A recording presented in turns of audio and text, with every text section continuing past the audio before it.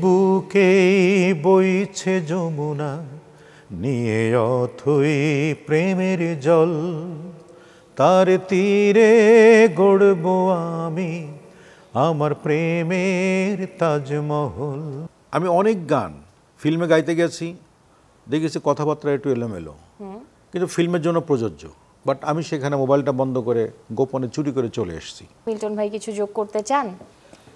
না, আমি চাই যেটা যে শিল্পীরা যারা রাজনীতির সঙ্গে সচেতন, যারা তাদেরকে অনেক সময় দেখা যায় যে বিগত দিনগুলোতে যে একটা নিষেধাজ্ঞা থাকে, তবে শিল্পীদেরও আমি মনে করি যে তারা যারা গান ভালোবাসে, যারা শিল্পকর্মের সাথে যুক্ত, তারা শিল্পকর্মের মাধ্যম দিয়েই আসলে রাজনৈতিক চিন্তাধারার প্রতিফলন ঘটানো উচিত, ওই ওতপ্রোতভাবে না থেকে।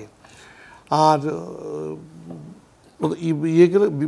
আমি বলতে চাই যেটা যে সরকারি মাধ্যমগুলোতে যে একটা নিষেধাজ্ঞা করা হয় সেগুলোর একটু বিবেচনা করা উচিত যে এই আইনটা ঠিক সঠিক আইন নয়।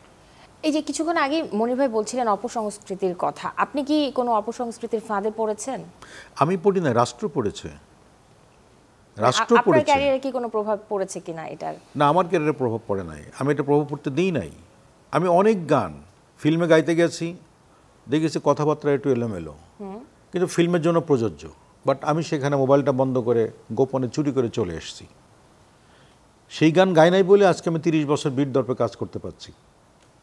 কারণ ভালো জায়গা ভালোভাবে রাখার চিন্তা প্রথমে আপনাকে করতে হবে, প্রথমে আমাকে করতে হবে। আমি যদি আমার গায়ে কাদা লাগাতে চাই, খুব সহজে সেটা লাগানো সম্ভব, কিন্তু পরিষ্কার কাপড় নিয়ে পরিষ্কার মন নিয়ে চলতে গেলে কিন্তু নিজেকে সতর্ক থাকতে হবে একদম চারিদিকে, তা নাহলে কিন্তু মুশকিল। দুজনের সাথে তো গল্প আড্ডা হচ্ছেই, আমি কিন্তু ফাঁকে ফাঁকে একটু গানও শুনতে চাই, আপনার রেখে দিলাম। মনির ভাইয়ের একটা পছন্দের গান কি শুনতে পারি? সিনেমার দারুণ গান আছে আপনার। কোনটি বলেন আপনি? কোন গান? তাজমহল গানটা শুনি না, প্রেমের তাজমহল। মনে হয় যে এমন করে যদি কেউ বলতো না কি যে ভালো লাগতো, তাই না মিল্টন ভাই? হ্যাঁ, আমি প্রথম যে গানটি গাইলাম, তোমার কোনো দোষ নেই, এই গানটি আমার আসলে কোনো দোষ নেই। হ্যাঁ, লিখেছেন, সুর করেছেন, এবং আমার জীবনের প্রথম অ্যালবাম, জি, যে মিল্টন ভাইয়ের লেখা সুর করা। আমি তাকে সঙ্গীত পিতা বলি।